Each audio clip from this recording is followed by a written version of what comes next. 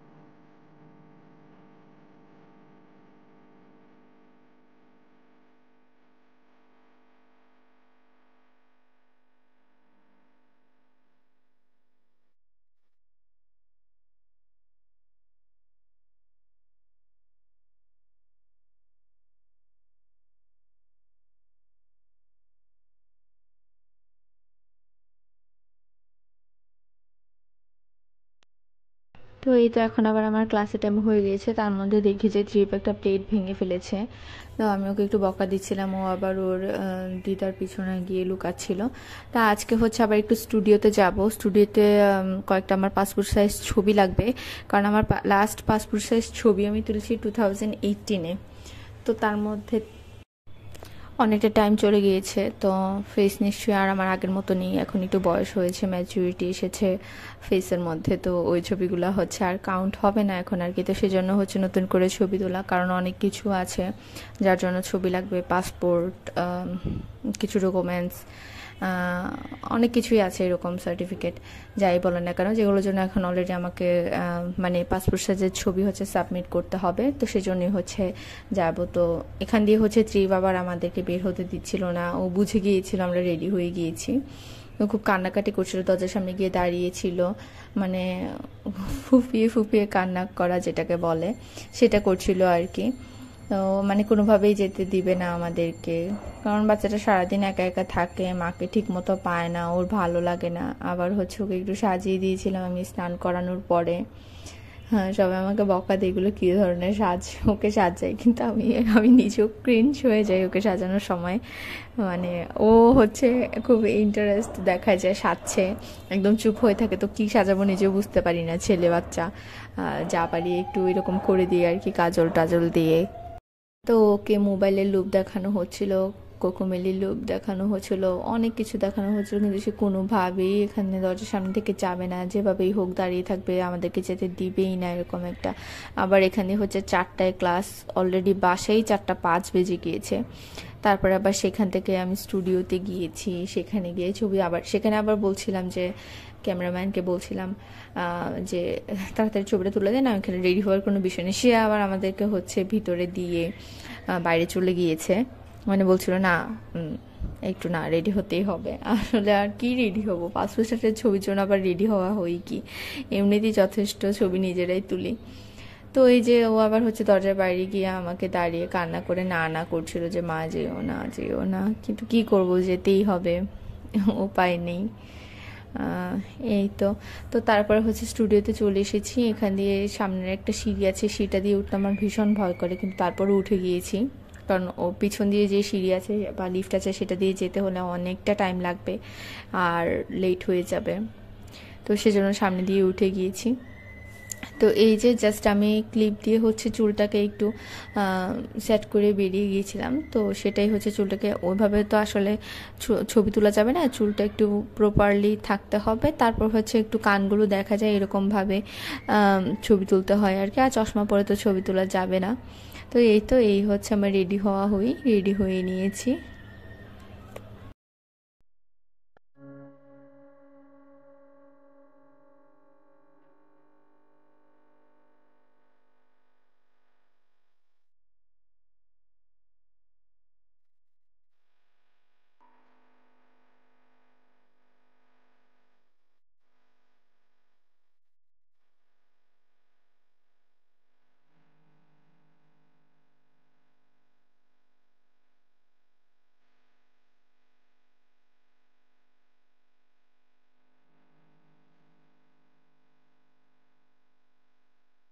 এখানে আবার ক্যামেরাম্যানকে আমি বলেছি আসার জন্য, আসার কথা বলে এখানে বসে আমি অনেক গল্প করে ফেলছি, কিন্তু ওনার আসার কোনো খবরই নাই। তারপর আবার গিয়ে ডাক দিলাম, তারপর উনি এসেছে, আমি জানি না কী কাজে উনি এত বেশি ব্যস্ত ছিলেন। আর এই যে স্টুডিওর অবস্থা, আজকাল তো আর স্টুডিও চলে না, ওই চলার মধ্যে পাসপোর্ট সাইজের ছবিটাই তোলা হয়। তো এই আর কি, এই ছিল স্টুডিওর অবস্থা।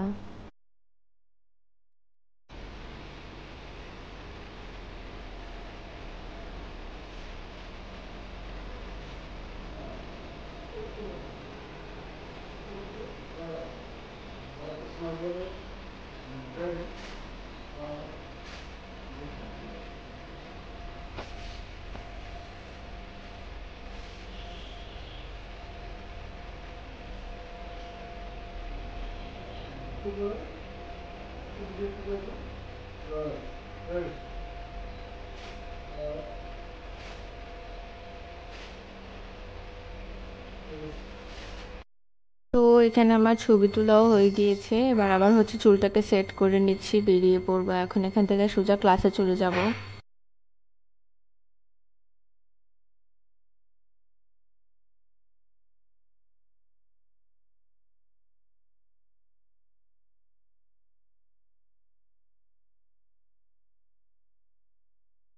সাত্বিকা।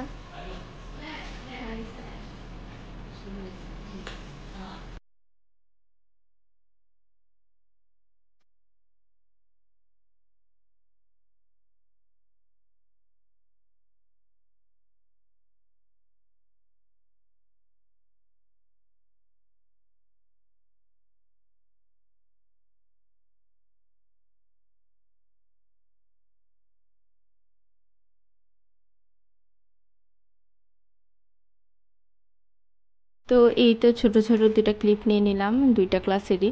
তো দুইটা ক্লাস আমাদের হয়ে গিয়েছে, ডান। এবার বেরিয়ে গিয়েছে। তো সাত্বিক আবার বলছে যে আজকে ভেলপুরি বা এই ধরনের কিছু বা ঝালমুড়ি খাবে, ওর এগুলো খাওয়া নিষেধ, কিন্তু ওর এগুলোই মনে হয় যে বেশি ওর খেতে ইচ্ছে করে। এত জোর করছিল তো না করতে পারলাম না, পরে আছে যাই হোক গিয়েই খেয়েছি। বাসায় এসে দেখি যে আবার হচ্ছে রিশানের বার্থডে ছিল।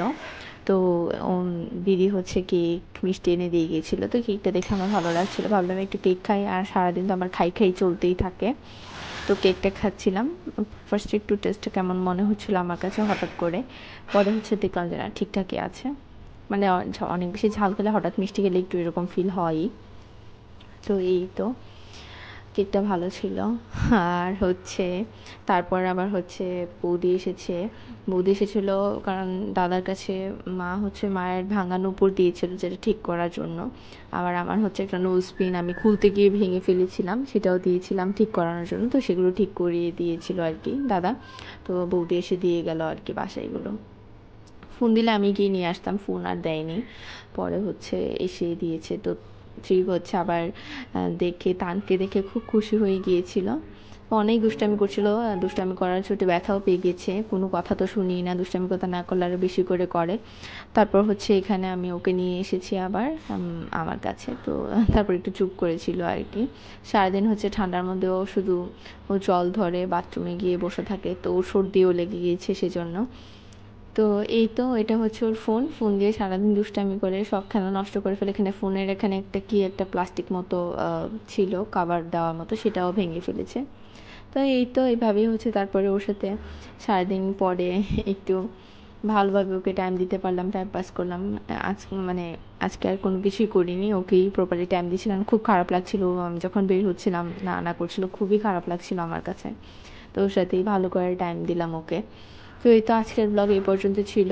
আপনারা সবাই ভালো থাকবেন, সুস্থ থাকবেন, আর আমাকে সাপোর্ট করবেন। আমার চ্যানেল যদি নতুন হয়ে থাকেন তাহলে অবশ্যই সাবস্ক্রাইব করবেন, আর জানাবেন আমার ব্লগগুলো কেমন হচ্ছে আমাকে কমেন্ট করে।